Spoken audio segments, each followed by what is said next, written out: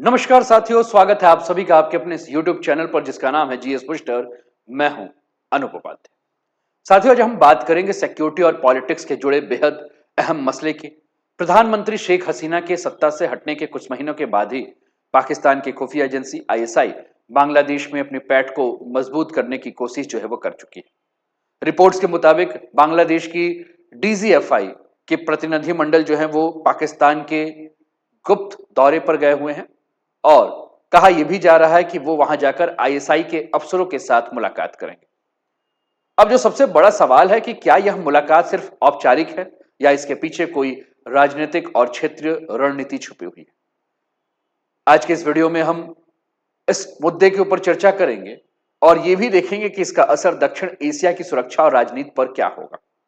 क्योंकि आज के वीडियो का हर पॉइंट बहुत महत्वपूर्ण है, इसलिए अंत तक जो है वो देखते रहिए। अपने विचारों को कमेंट के माध्यम से जो है वो हमारे पास पहुंचाइए और चैनल को अभी तक सब्सक्राइब नहीं किया तो सब्सक्राइब करके बेल आइकन दबा दीजिएगा। तो लीजिए, आज का टॉपिक है भारत की चिकन नेक खतरे में। आईएसआई यूनिस की गुप्त साजिश जो है वो क्या है, इसके ऊपर हमारी चर्चा होगी। साथियों, आईएसआई का प्रभाव जो है वह शेख हसीना के सत्ता से हटने के बाद बांग्लादेश में तेजी से बढ़ रहा है। शेख हसीना के नेतृत्व में बांग्लादेश और भारत का जो संबंध था, जो विदेश नीति थी, वो बहुत ही फ्रेंडली थी। लेकिन जैसे ही वो शासन से हटी, कट्टरपंथ और पाकिस्तान के आईएसआई नेटवर्क ने जो है धीरे धीरे अपना पैर फैलाना शुरू कर दिया।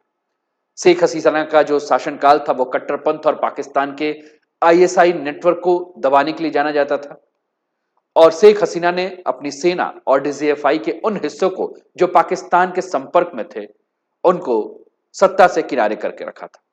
लेकिन जैसे ही शेख हसीना सत्ता से गई, वह नेटवर्क पुनः सक्रिय हो गया है और संभावना तो यह भी हो गई है कि आईएसआई का पूरा प्रयास है कि बांग्लादेश में जो अस्थिरता है, इस अस्थिरता का फायदा उठाया जाए और बांग्लादेश की सत्ता को जो है वो अपने हिसाब से जो है वो चलाया जाए।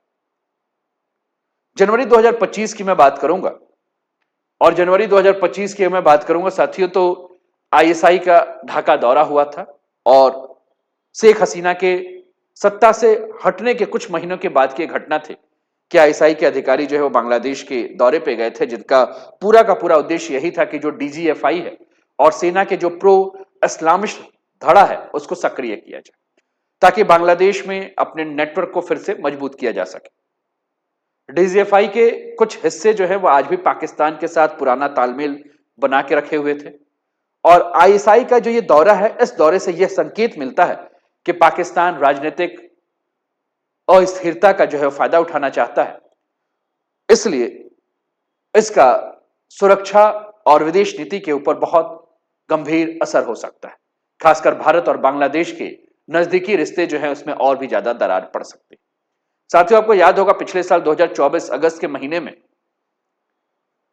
पाकिस्तान और बांग्लादेश की सेनाओं के बीच उच्च स्तरीय मुलाकातें हुई थी, जिसमें इंटेलिजेंस शेयरिंग की बात हुई थी, सैन्य अभ्यास की बात हुई थी और रणनीतिक समन्वय बनाने की बात हुई थी, जिसका मकसद यह था कि डीजीएफआई और सेना में प्रो पाकिस्तानी तत्वों को जो है फिर से सक्रिय किया जाए और यह तालमेल जो है वो धीरे धीरे आईएसआई के नेटवर्क को फिर से मजबूत करने के संकेत के रूप में जो है वो हम देख सकते हैं।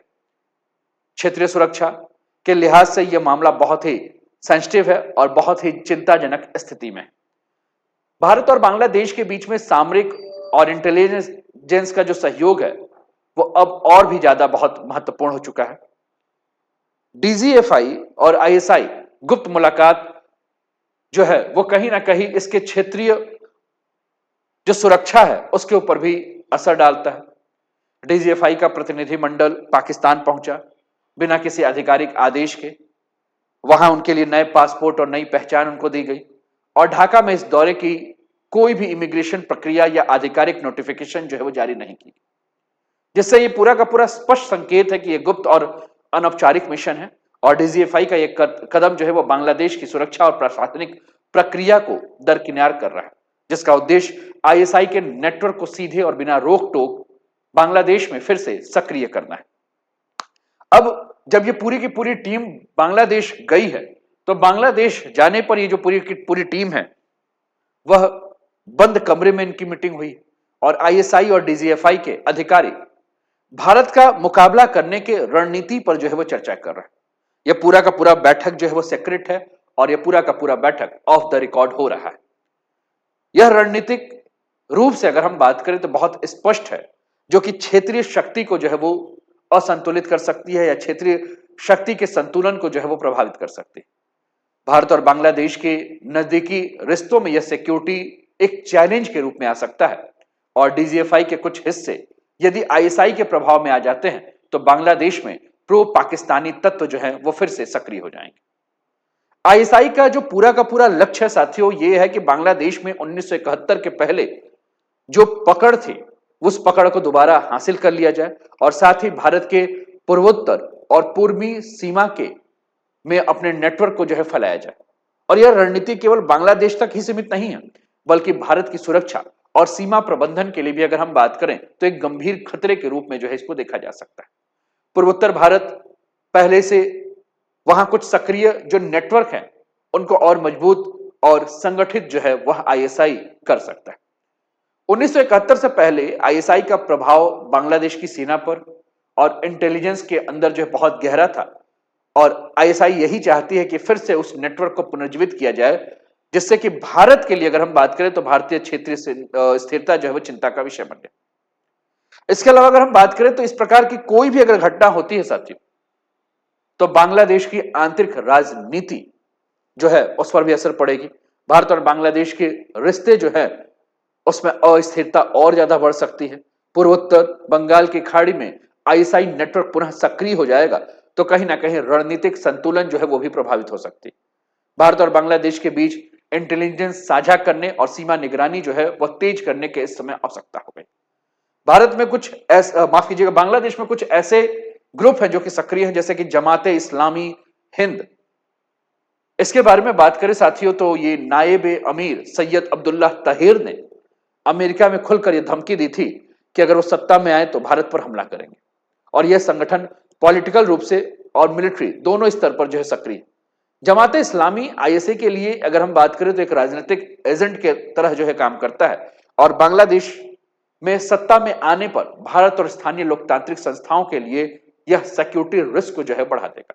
इसके अलावा अन्य जो भी संगठन है जैसे कि हिजबुत तहरीर, हुजी यानी कि हरकत उल जिहाद, अंसार अल बंगला और हिफाजत ए इस्लाम, ये ग्रुप है। जैसे सबसे पहले जो ग्रुप है जिसका नाम है हिजबुत तहरीर, यह कट्टरपंथी इस्लामी विचारधारा और प्रचार करने वाला ग्रुप है। हुजी के बारे में अगर हम बात करें साथियों तो यह हरकत उल जिहाद जो ग्रुप दिख रहा है ये आतंकवादी गतिविधियों में सक्रिय और भारत और पड़ोसी देशों के खिलाफ काम करने वाला है। अंसार अल बंगला के बारे में बात करें तो स्थानीय स्तर पर हिंसक गतिविधियों में संलग्न यह ग्रुप है। और हिफाजत इल इस्लाम के बारे में बात करें तो यह धार्मिक कट्टरपंथ और सियासी दबाव बनाने वाला समूह, यानी कि यह संगठन कहीं ना कहीं आईएसआई के प्रॉक्सी टूल्स बन सकते हैं और आईएसआई के प्रॉक्सी टूल्स की तरह अगर काम करेंगे तो कहीं ना कहीं एक चिंता का विषय जो है उत्पन्न हो जाएगा और आईएसआई की रणनीति को स्थानीय स्तर पर लागू करने के लिए एक एजेंट के रूप में यह अपनी भूमिका अदा कर सकते हैं। डीजीएफआई और सेना के कुछ हिस्सों के साथ यह तालमेल करेंगे और अधिक संगठित और प्रभावशाली जो है यह बन सकते हैं। भारत के लिए जो चिंता की बात है साथियों वो है सिलीगुड़ी कॉरिडोर को लेकर। सिलीगुड़ी कॉरिडोर जो कि 20 से 22 किलोमीटर चौड़ा एक गलियारा है जो कि भारत को उत्तर भारत की जो क्षेत्र है इन उत्तर भारत के क्षेत्र के साथ जोड़ता है।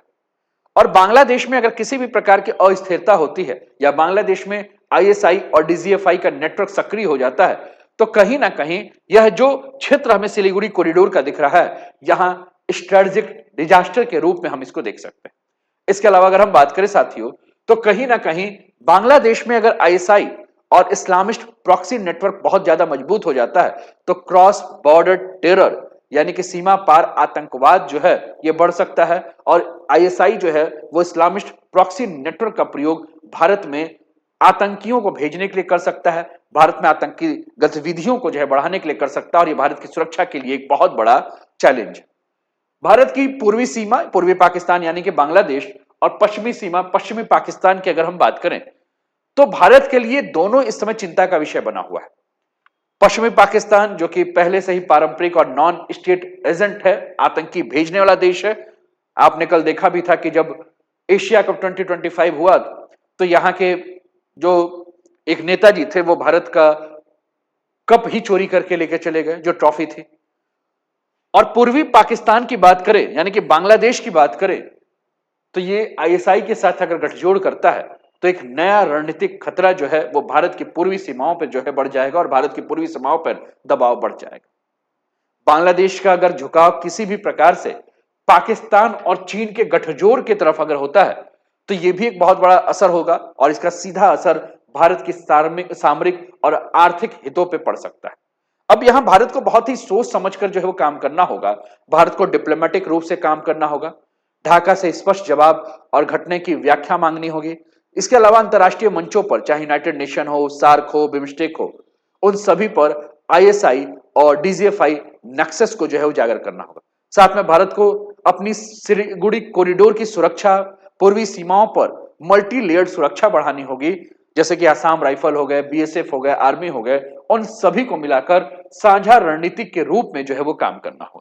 साथ में भारत को जो इनके इंटेलिजेंस ग्रुप है, चाहे रॉ है, चाहे आईबी है, चाहे एनआईए है, इनका संयुक्त ऑपरेशन करना होगा कि यह क्रॉस बॉर्डर सर्विलांस को जो है मजबूत करे और आईएसआई और इस्लामिस्ट जो भी प्रॉक्सी हैं उनके सिग्नल और उनके मूवमेंट पर जो है वो नजर रखें।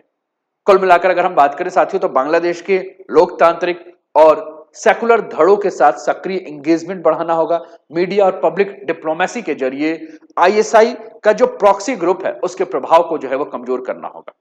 यानी कि आज का जो हम पूरा का पूरा टॉपिक आपके साथ डिस्कस कर रहे हैं, आज के जो पूरे टॉपिक पर आपके साथ बात कर रहे हैं साथियों, इस टॉपिक के माध्यम से आप ये बात तो समझ ही चुके होंगे कि आईएसआई बांग्लादेश को एक मोहरे के रूप में प्रयोग कर रहा है। आईएसआई बांग्लादेश को मोहरा बनाकर भारत के खिलाफ एक नया पूर्वी मोर्चा खोलने का प्रयास कर रहा है और डीजीएफआई के साथ जो गुप्त गतिविधियां चल रही हैं, इससे इस्लामिस्ट धड़ा जो सक्रिय हो रहा है वो भारत की सुरक्षा के लिए एक बहुत बड़ा खतरा है। और भारत को अब सिर्फ सतर्क रहने की आवश्यकता नहीं है, बल्कि भारत को प्रोएक्टिव स्ट्रेटजी अपनाकर इस खतरे को जो है वह समय रहते ही रोकना होगा। आपके क्या विचार हैं? आप भी कमेंट के माध्यम से हमें अवश्य बताएं। उम्मीद करता हूं कि ये वीडियो आपको समझ में आया होगा। तो चैनल पर पहली बार हैं साथियों तो चैनल को सब्सक्राइब कर दीजिए, वीडियो को लाइक कर दीजिए, कमेंट कर दीजिए और शेयर भी कर दीजिए। चलिए मिलते हैं फिर अगले वीडियो में। अपना ध्यान रखिए, स्वस्थ रहिए, मस्त रहिए, तंदुरुस्त रहिए, हंसते खेलते मुस्कुराते हुए जीवन का आनंद लीजिए। जय हिंद, जय भारत।